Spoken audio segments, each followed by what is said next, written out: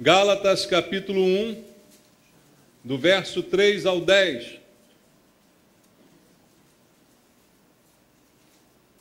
A palavra de Deus diz: graça a vós outros e paz da parte de Deus nosso Pai e do nosso Senhor Jesus Cristo, o qual se entregou a si mesmo pelos nossos pecados, para nos desarraigar deste mundo perverso, segundo a vontade de nosso Deus e Pai, a quem seja a glória pelos séculos dos séculos. Amém. Admira-me que estejais passando tão depressa daquele que vos chamou na graça de Cristo para outro evangelho, o qual não é outro senão que há alguns que vos perturbam e querem perverter o evangelho de Cristo. Mas ainda que nós, ou mesmo um anjo vindo do céu, vos pregue evangelho que vá além do que vos temos pregado, seja anátema. Assim como já dissemos e agora repito, se alguém vos prega evangelho que vá além daquele que recebestes, seja anátema. Porventura procuro eu agora o favor dos homens ou de Deus? Ou procuro agradar a homens? Se agradasse ainda a homens, não seria servo de Cristo. Amém. Obrigado, Senhor, pela tua palavra, por aquilo que o Senhor quer falar ao nosso coração essa noite. Precisamos ouvir tua voz, Pai.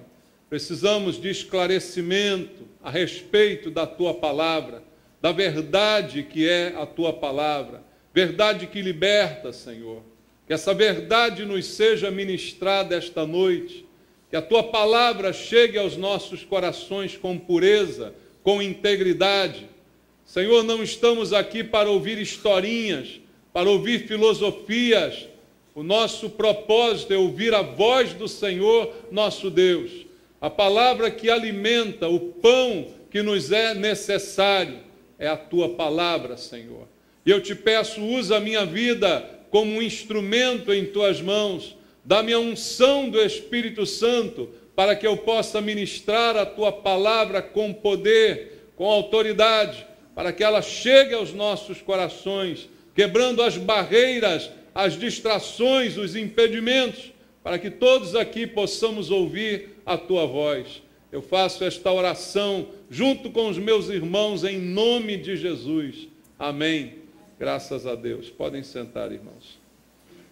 Amados, o apóstolo Paulo começa a sua carta aos Gálatas falando a respeito de Jesus, como ele disse aqui nos 2 primeiros versos que lemos, falando do que Jesus fez por nós para que hoje fôssemos igreja.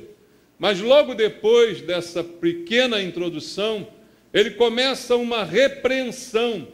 Ele se diz admirado daquela igreja, daquele povo, estar passando depressa de um ensinamento sólido que receberam para um outro evangelho diferente, distinto daquele que Paulo havia pregado àquela igreja.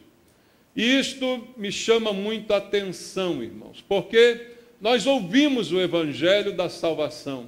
Por ele fomos salvos, porque cremos na palavra de Deus. Deus nos salvou pela fé em Jesus Cristo. Mas pode ser que no decorrer da nossa vida, como foi com esta igreja, outras mensagens tenham sido apresentadas a nós.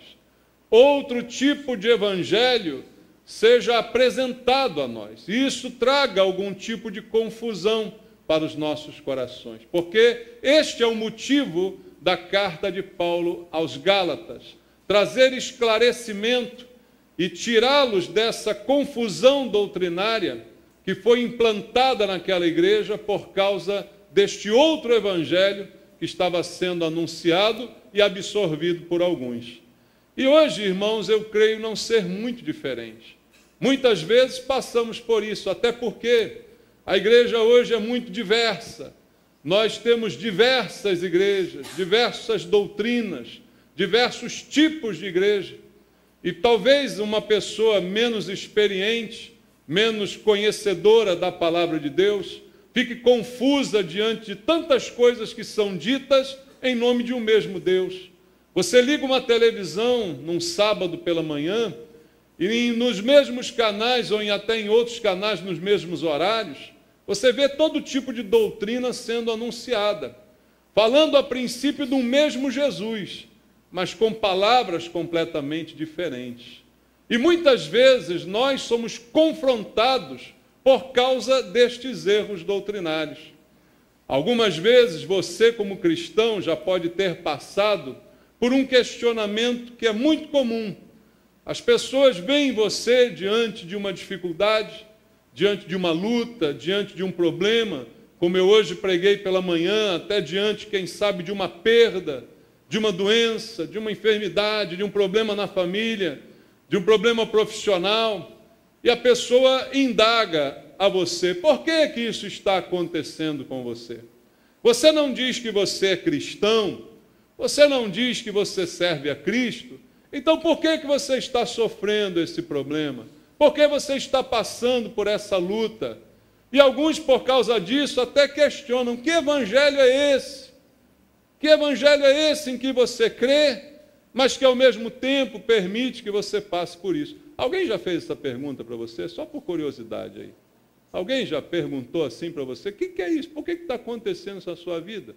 Por que você passou por isso? Por que você está nessa prova, nessa dificuldade? Você não diz que é crente, você não diz que Jesus é bom. Por quê? Que evangelho é esse? Agora eu questiono: o que leva as pessoas a fazerem esse tipo de pergunta? A pergunta tem uma razão. A pessoa tem uma ideia errada a respeito do evangelho. Exatamente por isso ela questiona coisas desse tipo, porque a sua imagem do evangelho é uma imagem distorcida. Então a pergunta primeira é: que evangelho foi apresentado a estas pessoas? Para que ela questione você: que evangelho é esse? Que Jesus é esse? Ela tem uma imagem do evangelho, uma imagem de Jesus, que possivelmente está distorcida. Então, que tipo de evangelho foi apresentado a essa pessoa para que ela te faça esse tipo de pergunta? Que ideia a pessoa tem do evangelho? Que entendimento esta pessoa possui do evangelho? E uma outra pergunta eu faço a nós: se alguém tem uma ideia errada do evangelho, é porque alguém tem apresentado o evangelho da maneira errada. As ideias não surgem naturalmente. As ideias são geradas a partir de informações que são dadas. Então, se alguém tem uma ideia errada do evangelho e me questiona por causa disso, é porque alguém apresentou a ela o evangelho da maneira errada. Então, eu pergunto agora para nós: que evangelho nós temos pregado? Você tem pregado o evangelho? Já é uma pergunta anterior, não é? Porque Jesus disse que essa era uma função de todos nós: ide por todo mundo e pregai. Pregai o quê? O evangelho. A quem? A toda criatura. Então todo crente tem o dever de pregar o evangelho. Todo crente tem o dever de anunciar as boas novas, o evangelho de Jesus. Mas a pergunta que eu faço é: que evangelho você tem anunciado? Que tipo de evangelismo você tem feito? Que tipo de anúncio de Jesus você tem dado às pessoas? Que novidade é essa que você tem contado? O problema de recebermos, às vezes, perguntas descabidas como esta é que nós somos os responsáveis por apresentar um evangelho distorcido para as pessoas. Eu pergunto: no evangelho que você prega, no evangelismo que você faz, na mensagem que você divulga, existe cruz nessa mensagem? Porque hoje, como eu disse, ligamos a televisão e vemos muitas vezes uma propaganda enganosa a respeito de Jesus. E às vezes anunciamos algo enganoso às pessoas a respeito de Jesus. Anunciamos o que Paulo anuncia aqui no início da carta aos Gálatas, que Jesus morreu pelos nossos pecados. Falamos de pecado quando pregamos o evangelho? Já é um grande diferencial, porque, como disse aqui pela manhã, o pecado é o maior problema do ser humano. O pecado é abordado quando você fala do Evangelho para alguém? Ou apresentamos Jesus como um grande Papai Noel, aquele que nos dá presentes, aquele que nos dá e realiza todos os nossos desejos. Basta colocar o sapatinho na janela. O bom Jesus sempre vem. Será que é esse Evangelho que temos apresentado?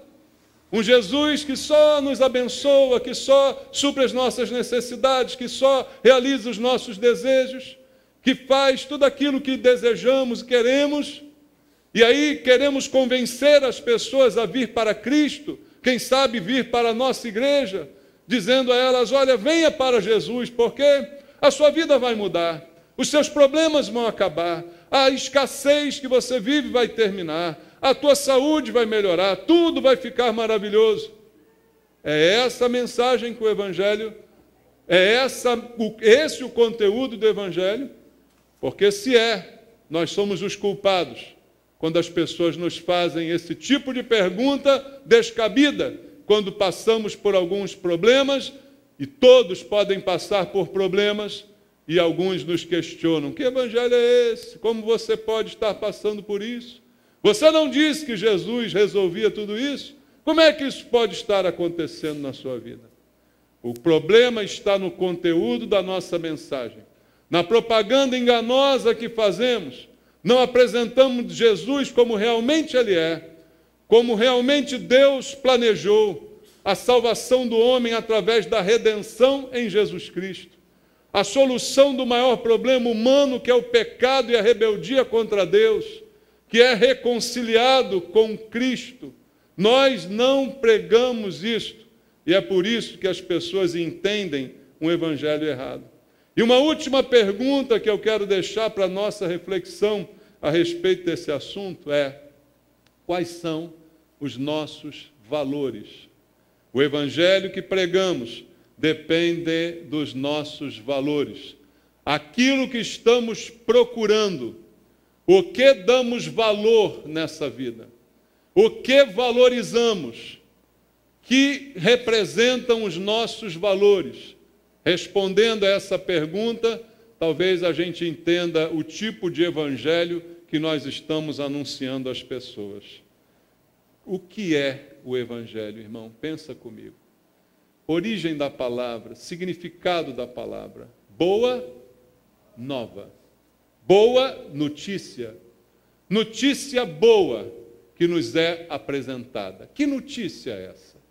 Que notícia diferente de tudo aquilo que o homem ouviu através dos séculos? Jesus Cristo morreu pelos nossos pecados. Nos substituiu na cruz. Recebeu o prêmio que seria nosso.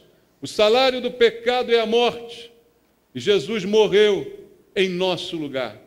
Essa é a novidade. Novidade, porque nenhuma outra religião apregoa isto. Seja lá com a figura de quem quer que seja o seu líder, nenhuma religião apregoa isto. O que as religiões apregoam desde que o mundo existe é que o homem deve fazer alguma coisa para conquistar Deus, para receber o seu favor, o seu benefício, para aplacar a sua ira. Alguma coisa o homem tem que realizar para comprar o favor de Deus. Isso é ensinado em todas as religiões. Mas o evangelho de Jesus é o evangelho da graça. É o evangelho que me ensina que por mais que eu faça, não me torno merecedor de coisa alguma. Porque meu único merecimento seria a morte, condenação justa para um pecador, para um rebelde contra Deus. Mas Deus, por sua infinita misericórdia e graça, decide me substituir. E Ele se torna gente e morre em meu lugar, fazendo e satisfazendo a justiça de Deus. Evangelho é isto, irmãos. Essa é a novidade. Se fosse diferente, não seria novidade. Se fosse o anúncio de que através de alguns sacrifícios ou rituais religiosos você poderia ser salvo, isso todas as religiões anunciam. Isso não seria novidade. Isso não é nada novo. Você paga alguma penitência, você faz algum sacrifício espiritual e Deus então se torna favorável a você. Se fosse isso, não seria evangelho. Mas o evangelho é diferente de tudo aquilo que já ouvimos. É a novidade de Deus, irmãos. É a boa nova. Este é o evangelho. E eu preciso entender o que é necessário para ser salvo. E o que é necessário para ser salvo não é uma coisa que eu faça, mas é algo que Deus realizou por mim. Há um plano de Deus para que eu agora tenha acesso a Ele. A Bíblia diz que os nossos pecados fazem separação entre nós e o nosso Deus. Mas Jesus nos aproxima de Deus. A Bíblia diz que Ele reconciliou o mundo inteiro com Deus, quando morre na cruz em nosso lugar. Então agora há um meio pelo qual eu posso ter pleno acesso a Deus. O Evangelho diz que o pecado foi derrotado pelo poder da graça de Deus, não pelo poder humano de superá-lo em suas consequências. O pecado é derrotado pela graça de Deus, não pelo sacrifício do homem, não pela inteligência do homem. É esse o evangelho que a Bíblia nos mostra. A cegueira do pecado sendo substituída pela abundância de vida. Eu vim, disse Jesus, para que tenham vida, e vida em abundância. Esse é o evangelho, novidade. Deus me dando algo, sem eu ter feito nada para merecer. Essa é a grande novidade. Deus me substituindo na culpa que era merecida por mim. Essa é a grande novidade. Deus morrendo em meu lugar é a grande novidade que chamamos de evangelho. Mas eu pergunto de novo para você e para mim: é este evangelho que você tem pregado? É desta forma que você tem evangelizado as pessoas? Quando você fala de Jesus para alguém, você fala em alguma coisa disso que eu disse aqui? Ou os teus argumentos são outros, irmãos? Se os teus argumentos são outros, o teu evangelho é outro, querido. Essa é a mensagem que nós temos que transmitir ao mundo. Ou será que nós achamos essa mensagem antiquada demais? Ou achamos essa mensagem pouco atrativa e temos que fazer alguma coisa com essa mensagem? Temos que enfeitá-la de alguma maneira, temos que adicionar algumas coisas a ela, porque ela é muito crua, ela é muito simples, então ela não é muito convincente, ainda mais para o homem atual. Então nós somos tentados a enfeitar o evangelho, somos tentados a adorná-lo, para que ele se torne mais receptivo às pessoas. E será que é isto que nós estamos fazendo? Acrescentando ao evangelho os supérfluos da fé e apresentando às pessoas um evangelho desbotado, um evangelho sem sangue, em que quase não se fala da morte de Cristo, em que quase não se fala do pecado do homem e da impossibilidade do homem se aproximar de Deus. Será que é esse evangelho que nós estamos pregando? É por isso que as pessoas estão nos questionando. Que evangelho é esse? Quando você passa por algum problema. E o apóstolo Paulo escreve aos Gálatas, preocupado com isto e outras coisas. O evangelho naquela igreja estava sofrendo acréscimos, estava recebendo acréscimos, supérfluos, coisas mais do que a simples mensagem do evangelho. Então Paulo escreve aos Gálatas para repreendê-los. E hoje nós estamos precisando desta repreensão de Deus. A igreja está precisando desta repreensão para que a gente possa repensar no evangelho que nós estamos anunciando. Porque se ele é mal compreendido pelas pessoas, talvez seja porque ele é mal apresentado por nós, irmãos. As pessoas não conhecem o evangelho a menos que a igreja o apresente.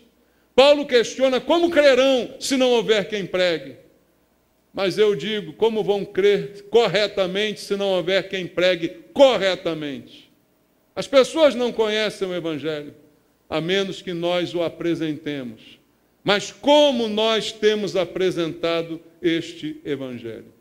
Por isso eu quero olhar contigo para a Bíblia, que é sempre a fonte, a raiz da verdade de Deus, para a gente apresentar o Evangelho com pureza, para nós aprendermos com Paulo qual o Evangelho deve ser apresentado às pessoas, porque eu não estou vendendo um produto, eu não quero convencer ninguém através de algum artifício de marketing, através de uma propaganda que seja meia-verdade, para provocar desejo de consumo nas pessoas.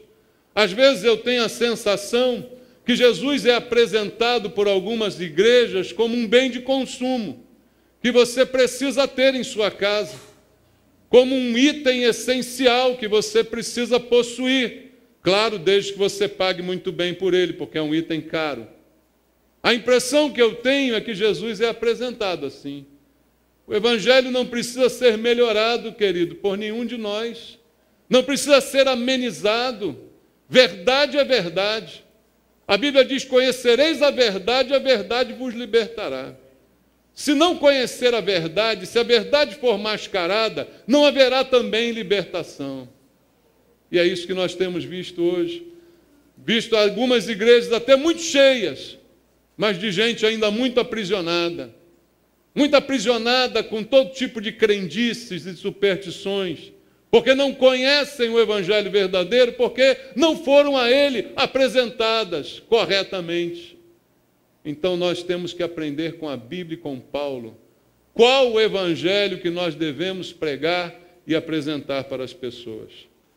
Leia comigo Gálatas capítulo 1, o capítulo que lemos. No versículo 4, o apóstolo Paulo fala, aliás, no finalzinho do 3, graça a vós outros e paz da parte de Deus, nosso Pai, e do nosso Senhor Jesus Cristo, o qual, o que fez Jesus Cristo? Se entregou a si mesmo. Por quê? Pelos nossos pecados. Para quê? Presta atenção no para quê.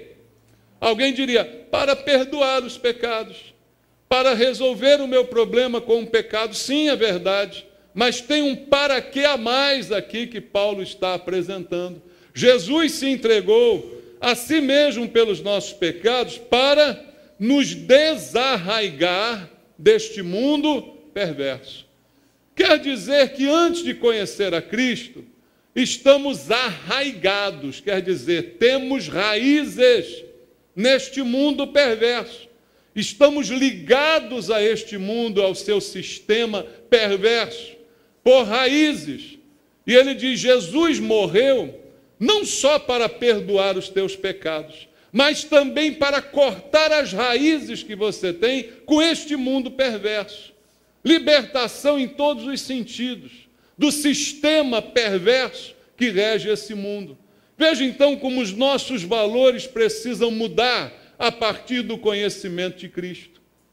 Muitos hoje estão na igreja, mas com os mesmos valores do mundo, porque mesmo na igreja ainda estão com o pezinho no mundo, ainda estão arraigados no mundo perverso. Então tenha a fé em Cristo apenas como um acessório, porque o que usam ainda para balizar suas decisões, suas ações, são as raízes mundanas que ainda mantêm. Mas veja, a Bíblia diz que Jesus morreu pelos nossos pecados, também para arrancar essas raízes, para nos separar completamente desse mundo perverso no qual vivemos. Ele disse, orando pelos seus discípulos, eu não peço que os tire do mundo, mas que os livre do mal. Porque vivemos nesse mundo, mas não pertencemos a este mundo. Não podemos estar a ele arraigados. Temos que ser livres das influências desse mundo. E Jesus morreu por mim e por você, não só para nos perdoar, mas para também cortar essas raízes que nos prendem a esse mundo perverso.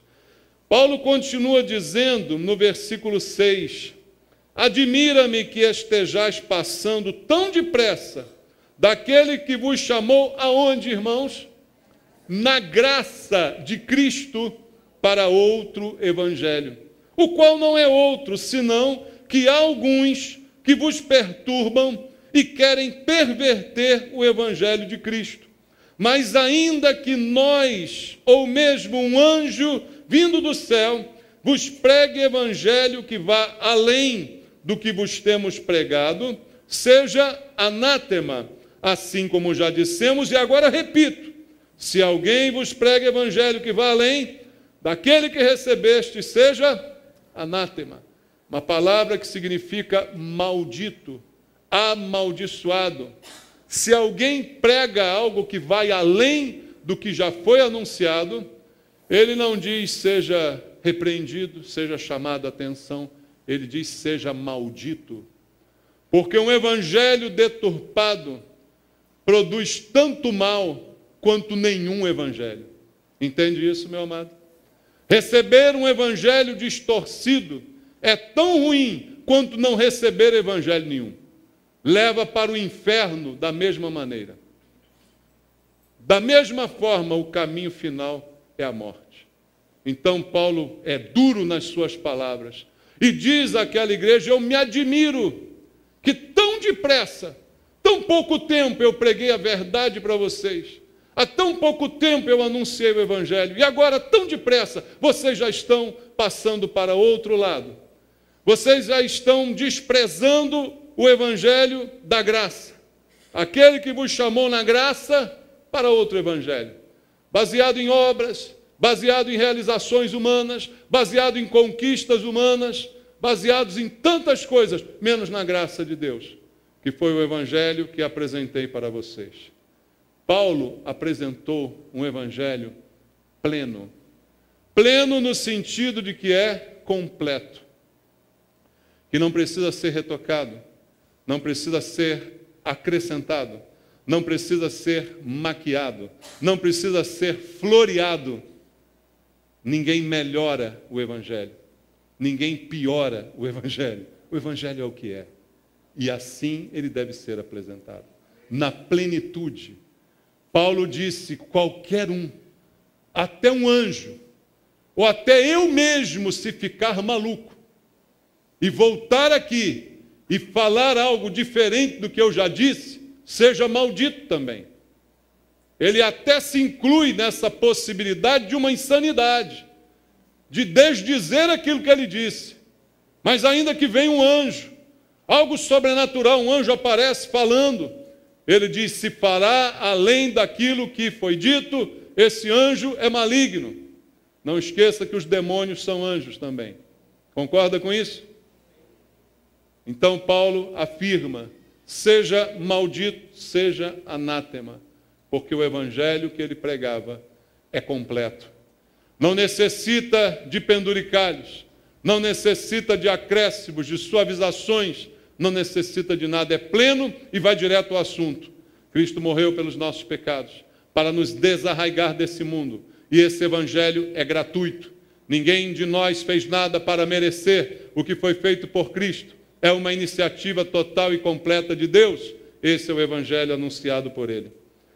E é um evangelho, como ele diz no verso 10, que tem um único objetivo. No verso 10 ele fala, porventura procuro eu agora o favor dos homens ou de Deus? Ou procuro agradar a homens? Se agradasse ainda a homens, não seria servo de Cristo. Ele diz que esse evangelho pleno é anunciado com o único propósito de glorificar a Deus, de agradar a Deus. Entenda, meu amado, quando você prega o evangelho para alguém, você também não merece méritos nenhum por isso. Isso é uma ordem que Deus deu, e quando a gente obedece uma ordem, a gente não tem que ser parabenizado nem glorificado. Isso é apenas obediência, é o mínimo que se espera de cada um. Então, o evangelho, quando é pregado, ele serve para dar glória a Deus. Ele serve para agradar a Deus. E Paulo afirma aqui que esse evangelho pleno que ele pregava tinha esse único objetivo de agradar a Deus. Quando nós pregamos para agradar a Deus, nós não nos preocupamos em agradar as pessoas. Claro, não queremos desagradá-las gratuitamente. Mas se a verdade as desagrada, o problema é delas, não é nosso. Entendeu isso? Paulo diz, eu não estou aqui pregando para agradar homens. O evangelho que tem sido pregado hoje é para agradar as pessoas. É para que elas se sintam atraídas por aquela isca que lhes é apresentada. No intuito de agradar o seu coração, de agradar as suas vaidades, de agradar as suas emoções. Mas Paulo é bem claro quando afirma que ele não procura o favor dos homens, mas sim o de Deus. Que ele não procura agradar a homens. E ele diz que se ele fizesse isto, ele não seria servo de Cristo. O servo de Cristo não vive para agradar homens. Nós não pregamos o evangelho para agradar as pessoas, muito pelo contrário, é para incomodá-las. Porque enquanto não forem incomodadas com o evangelho, elas não serão salvas. Enquanto o homem não for incomodado com a verdade, ele não vai ser salvo, ele vai permanecer confortavelmente na mentira. Ainda mais se pela mentira ele for alimentado. Então essa é a verdade do evangelho que Paulo pregava. Vamos ver o que diz ele ainda em Atos dos Apóstolos, abra comigo, capítulo 20, versículo número 19 até o verso 24. Atos, capítulo número 20, do verso 19 até o verso 24. A palavra de Deus diz: servindo ao Senhor com toda a humildade e lágrimas e provações que pelas ciladas dos judeus me sobrevieram, jamais deixando de vos anunciar coisa alguma proveitosa e de vô-la ensinar publicamente e também de casa em casa, testificando tanto a judeus como a gregos, o quê? O arrependimento para com Deus e a fé em nosso Senhor Jesus Cristo. E agora, constrangido em meu espírito, vou para Jerusalém, não sabendo o que ali me acontecerá, senão que o Espírito Santo de cidade em cidade me assegura que me esperam cadeias e tribulações. Porém, em nada considero a vida preciosa para mim mesmo, contanto que complete a minha carreira e o ministério que recebi do Senhor Jesus para testemunhar o quê? O evangelho da graça de Deus. Olha o que Paulo está afirmando. Ele vai pregar, custe o que custar. Ele vai anunciar o evangelho da graça de Deus. E ele tem feito isso em todo o tempo, de casa em casa, publicamente e também de casa em casa, e testificando a todas as pessoas a pregação do arrependimento para com Deus e a fé em Jesus Cristo. Esse é o conteúdo da sua pregação. Mas ele mesmo assim diz: vou para Jerusalém e não sei o que vai me acontecer ali. Mas o Espírito Santo já revelou várias vezes que ali eu vou sofrer cadeias e tribulações. Mas mesmo assim eu vou para lá. Ninguém poderia chegar para Paulo ao vê-lo preso, ao vê-lo maltratado e perguntar a Paulo: Paulo, que evangelho é esse que você prega? Por que Deus deixou que isso tudo acontecesse com você? Ninguém perguntaria isso para Paulo. Porque o evangelho que ele pregava incluía também a possibilidade dessas coisas. O evangelho que ele pregava não enganava as pessoas, prometendo que todo e qualquer tipo de sofrimento seria evitado em suas vidas, se elas servissem a Jesus Cristo. Às vezes o sofrimento faz parte até para servirmos a Jesus Cristo. É necessário que alguém sofra para que Cristo seja glorificado. Então, amados, ninguém perguntaria isso para Paulo. Por quê? Porque Paulo não pregava um evangelho que desse margem para estas coisas. Porque a sua alegria e a sua vida não estavam centradas nele mesmo. Sua alegria não estava centrada na própria vida, mas na vontade de Deus. No verso 24, ele faz uma das mais lindas declarações. Porém, em nada considero a vida preciosa para mim mesmo, contanto que complete a minha carreira e o ministério que recebi do Senhor Jesus para testemunhar o evangelho da graça. Ele diz, a minha vida eu não a considero preciosa. A única hora em que eu a considero preciosa, contanto que eu complete a minha carreira e o ministério que recebi. Eu só acho valor na minha vida se eu realmente me ver anunciando o evangelho que eu recebi do Senhor e pregando e anunciando a verdade do Senhor. Aí a minha vida se torna útil e se torna preciosa. Mas para mim mesmo, ela não tem nenhum valor. Esse é o significado das palavras que Paulo trouxe aqui para nós. Então este, irmãos, é o evangelho que nós devemos pregar. Esse é o evangelho que nos salva. Esse é o evangelho que nos sustenta. E esse é o evangelho que Deus espera que a gente anuncie às pessoas. Deus não está preocupado se esse evangelho será popular, porque quando chamamos alguém ao arrependimento, corremos um sério risco de ouvir da pessoa, mas quem disse que eu preciso de me arrepender? Quem disse que eu sou um pecador? Quem disse? Foi Deus que disse. Em Romanos 3:23 está escrito, todos pecaram e carecem da glória de Deus.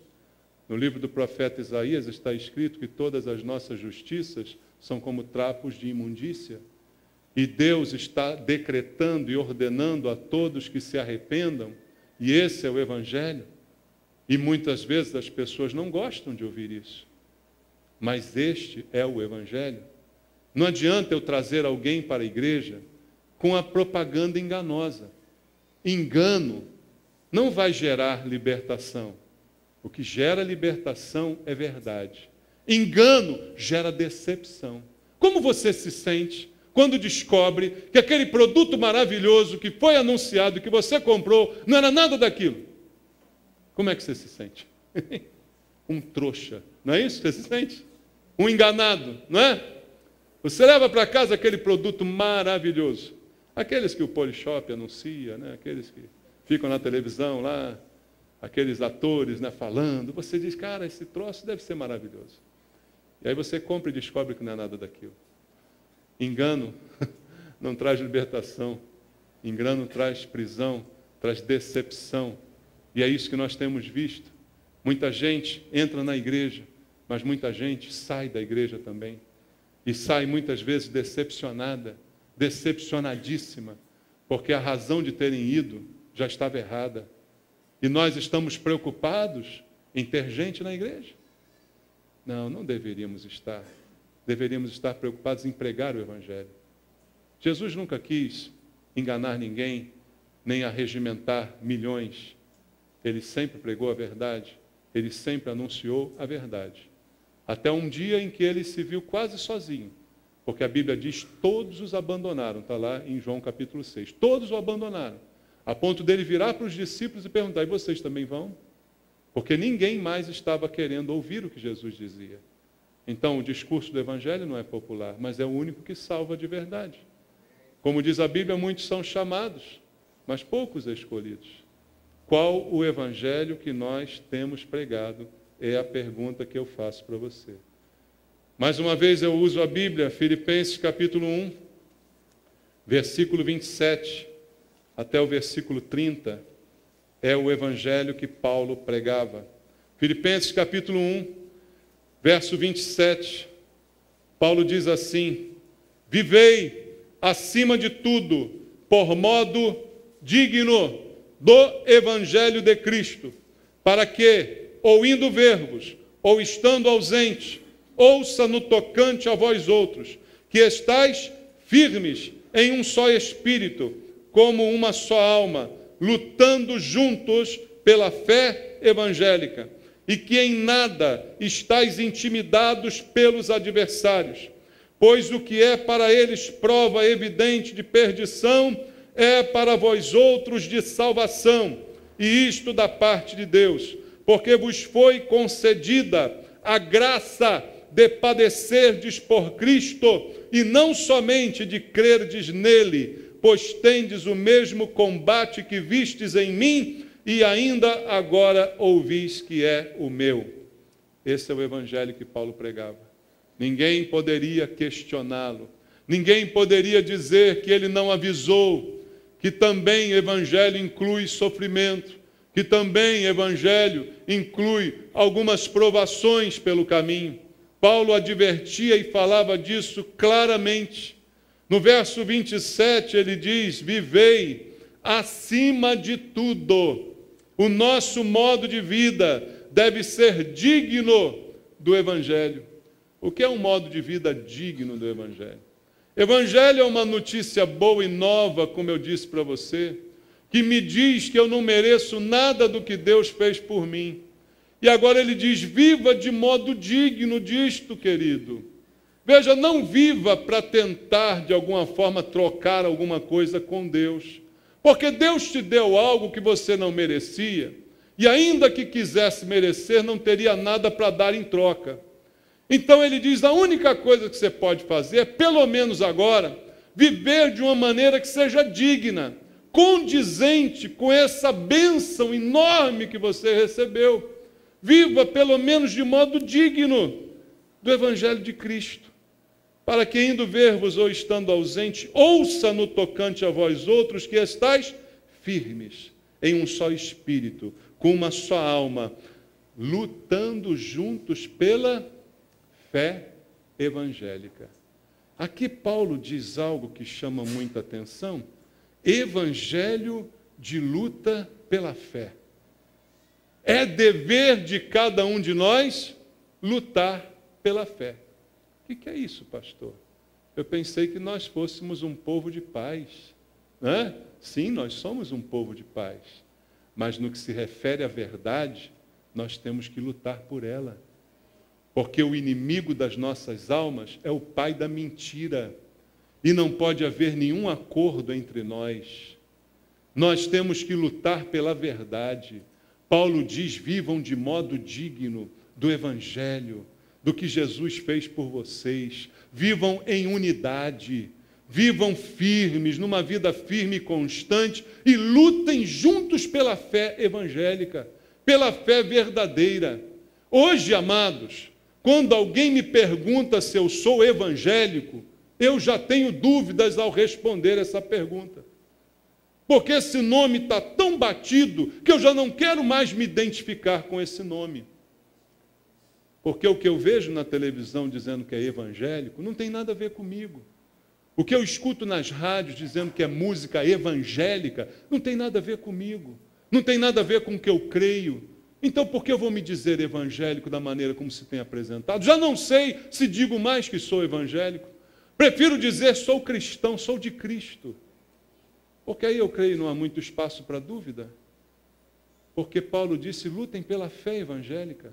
Não deixem o evangelho se transformar no que tem se transformado. Mas ele tem se transformado porque somos nós que temos pregado. Somos nós que distraidamente enganamos as pessoas quando pregamos o evangelho. Então esse cuidado deve ser de cada um de nós, e é isso que significa lutar juntos pela fé evangélica. Pela pureza do que é ministrado, pela pureza do que é anunciado pelas pessoas, para que ninguém seja enganado com promessas vãs, com promessas falsas. Lutemos juntos pela fé evangélica. Veja, ele diz no verso 28, em nada estáis intimidados pelos adversários, pois o que para eles é prova evidente de perdição, para vós outros é o contrário, é prova de salvação, isso da parte de Deus. Paulo está dizendo que os valores do Evangelho são completamente inversos aos valores do mundo. O que o mundo considera morte, nós consideramos vida. Mas o que nós consideramos vida, as pessoas do mundo consideram morte. Irmão, tem gente no mundo, quando vê um jovem na igreja, que diz assim: coitadinho, tão novo já está na igreja. Já ouviram isso, jovem? Os jovens estão lá atrás ali, é? Coitadinho, tão novinho, né? Já está na igreja e perdendo a juventude dele. É essa a verdade do mundo, irmãos? O que o mundo considera morte, Deus considera vida. E o que nós consideramos vida, eles consideram morte. Então não tem nenhuma aproximação. Por isso Jesus não veio só perdoar os nossos pecados, mas nos desarraigar do mundo. Nos tirar desse pensamento, dessa mentalidade mundana, de considerar que as coisas do mundo são boas e que as de Deus não são tão atraentes assim. E isso está acontecendo na igreja, irmãos. Por isso a igreja tem se prostituído, A igreja tem mudado o evangelho para que ele se torne agradável às pessoas, para que ele se torne mais próximo à sua vida mundana, para que ela não se sinta tão constrangida na igreja. Pecado já não é mais mencionado. As palavras de Deus que são contundentes contra certos tipos de comportamento não são mais mencionadas, para que todos se sintam bem. A moda hoje é fazer com que as pessoas se sintam bem na igreja.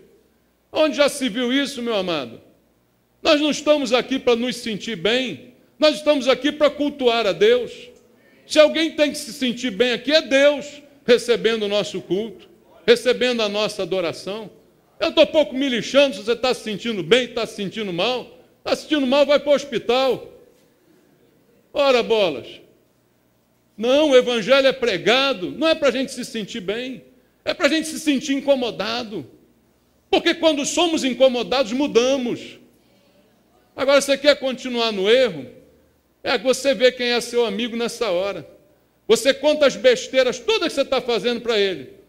Aí ele passa a mão no teu ombro. Meu filho, não fica assim não, é assim mesmo, não vai passar, vai ficar tudo bem. Esse não é teu amigo, não, esse é teu inimigo. O teu amigo vai botar o dedo na tua cara e vai dizer assim, para de fazer isso, você vai morrer. Ele vai botar o dedo na tua cara e dizer, você está louco, para com esse teu procedimento que isso te leva à morte. É isso que é o amigo verdadeiro, irmão. Então, se nós não formos incomodados, nós não mudamos, nós permanecemos de mal a pior. E o evangelho é valor invertido com relação ao mundo. Não tem nada de mundo no evangelho, irmãos, e não tem nada de evangelho no mundo. A gente tem que entender isso de uma forma clara e completa de uma vez por todas. E Paulo ainda diz no verso 29 e 30, porque vos foi concedida a graça, você nem merecia, é imerecido, de padecer por Cristo, não somente de crer nele. Veja, pois tendes o mesmo combate que vistes em mim, ainda agora ouvis que é o meu.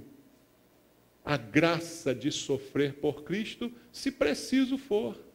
Irmãos, a igreja hoje anda tão enganada, o evangelho falso tem enganado tanto as pessoas, que se houvesse no Brasil uma perseguição religiosa, como existe em alguns países que você conhece, não ficava um crente hoje.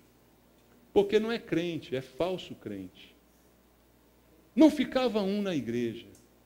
O dia que começasse o governo a bater, dar uma surrinha, que se visse alguém entrando na igreja, ninguém mais entrava na igreja. O dia que começarem a incendiar a casa de crente, ninguém mais diz que é crente.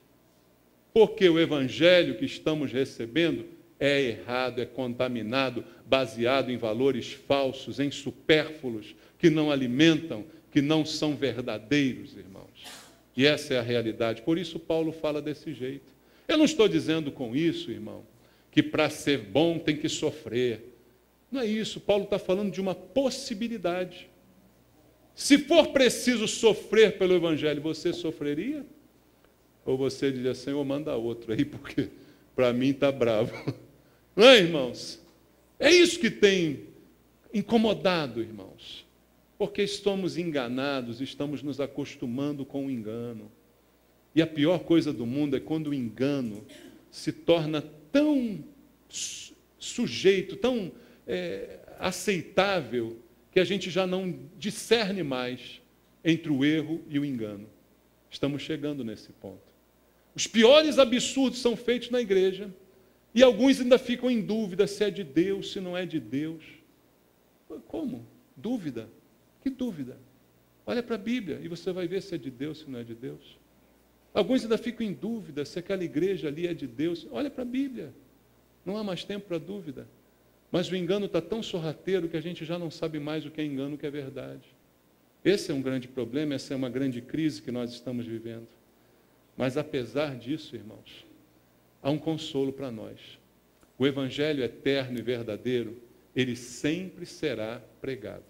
Até o fim. Jesus disse, as portas do inferno não prevalecerão contra a minha igreja. E eu não sei se você sabe que a igreja de Jesus não é a igreja de Nova Vida. Você sabia disso? Não é a igreja Assembleia de Deus. não é a Igreja Batista. A Igreja de Jesus não é nenhuma dessas que a gente denomina. A Igreja de Jesus são os crentes fiéis e verdadeiros, que estão dispostos a pregar a verdade, que estão espalhados nesses nomes todos que eu citei aí. Mas na igreja, Jesus disse: há joio e há trigo. Por isso, nenhum nome vai conseguir cercar apenas o trigo. O trigo e o joio estão espalhados nessas igrejas. Entende isso, queridos? Mas a responsabilidade é nossa. Mas Jesus preservará a sua igreja. As portas do inferno não prevalecerão. Por mais que o engano penetre, ainda sempre haverá alguém falando a verdade. Veja, Elias pensava que era só ele de profeta. E Deus disse para ele: não, meu querido, tem mais 7.000 que não dobraram o joelho a Baal. Você que não conhece, mas tem mais 7.000 por aí. Então a igreja sempre vai existir. O remanescente sempre vai existir e vai levar o evangelho puro adiante. Sempre haverá e sempre acontecerá dessa forma. E é uma garantia bíblica, irmãos. Então, para terminar, eu quero ler contigo Apocalipse, lá no fim da Bíblia, veja como Deus encerra essa mensagem, mostrando essa verdade. Apocalipse 14, versículo 6 até o versículo 8. Apocalipse 14, do verso 6 ao 8. Diz assim: vi outro anjo voando pelo meio do céu, tendo, o que o anjo tinha? Um evangelho. Como é que é esse evangelho? Eterno, para pregar aos que se assentam sobre a terra, e a cada nação e tribo e língua e povo, dizendo em grande voz: temei a Deus e dai-lhe glória, pois é chegada a hora do seu juízo. Adorai aquele que fez o céu, a terra e o mar e as fontes das águas. Surgiu-se outro anjo segundo, dizendo: caiu, caiu, a grande Babilônia, que tem dado a beber a todas as nações do vinho da fúria da sua prostituição. Antigamente, diziam alguns, essa grande Babilônia era a igreja católica. Hoje eu digo, essa grande Babilônia é a igreja católica, a igreja evangélica, é todo mundo que está nesse bolo aí, enganando as pessoas com o evangelho de salvação pelas obras, com mentiras e com coisas desse tipo que eu falei para você nessa mensagem. Mas o que diz o versículo inicial que lemos aqui, queridos, é que a verdade, o evangelho eterno, será pregado, porque ele é eterno. Enquanto o mundo existir, esse evangelho eternamente será pregado. No episódio narrado em Apocalipse, que eu li contigo, é a descrição da hora do juízo. O juízo é chegado. Diz o texto que nós lemos: é chegada a hora do juízo. Irmãos, essa hora está se aproximando numa velocidade que você nem tem noção. Essa hora descrita aqui nesse texto está chegando e não vai demorar muito. Então, a palavra que eu deixo para você é a palavra do anjo no versículo 7. Temei a Deus e dai-lhe glória. Temei a Deus e dai-lhe glória, porque o juízo de Deus está chegando sobre a terra. O evangelho eterno tem que ser pregado. Sejamos nós porta-vozes desse evangelho, em nome de Jesus. Amém. Vamos louvar ao Senhor.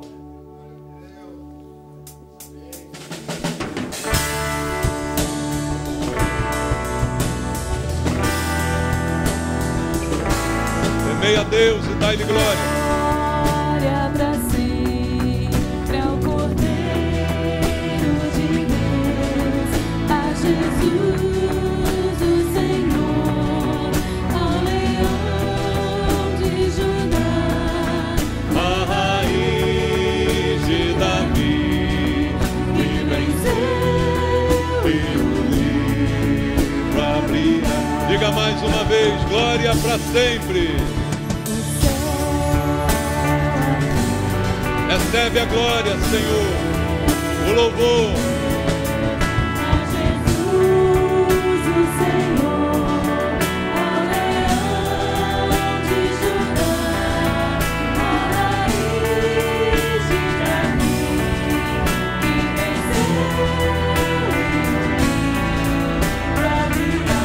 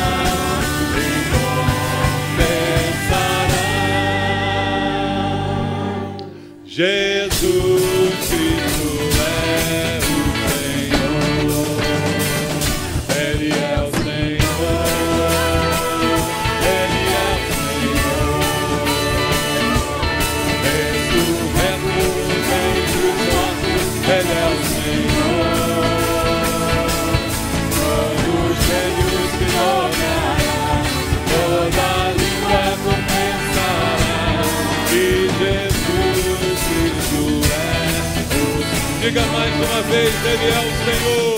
Ele é o Senhor. Ele é o ressurreto dentre os mortos. Ele é o Senhor. Todos velhos se dobrarão, toda língua confessará.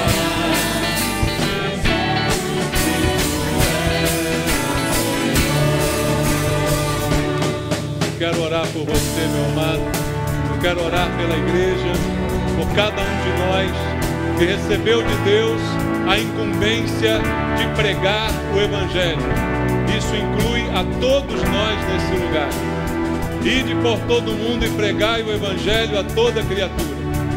A palavra da verdade foi revelada ao teu coração. Agora vai e prega o Evangelho verdadeiro. Agora tema a Deus e dê glória a Deus com a tua vida.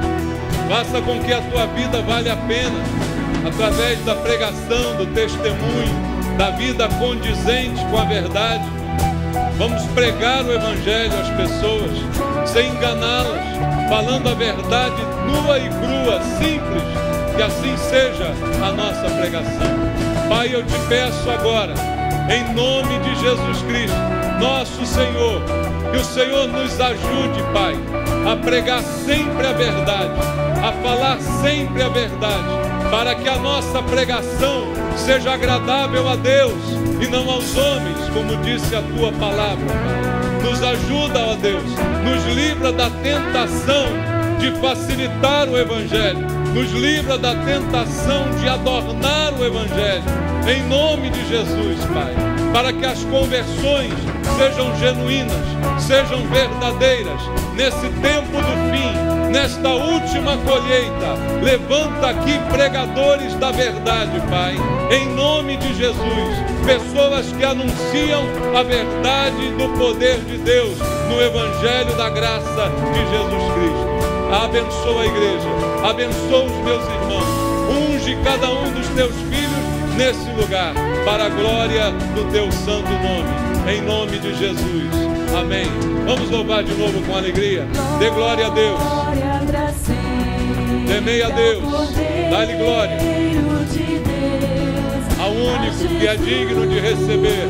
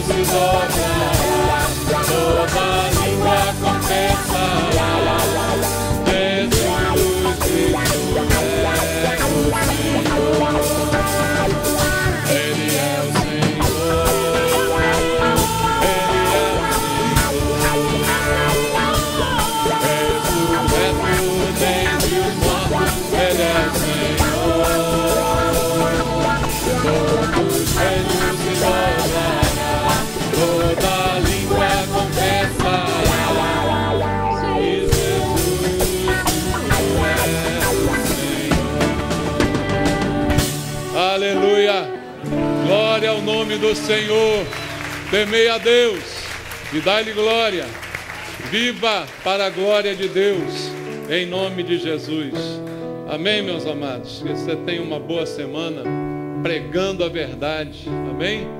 Pregue a palavra de Deus, anuncie o Evangelho, arrependimento e perdão dos pecados em Jesus Cristo. Essa é a mensagem central do Evangelho de Jesus.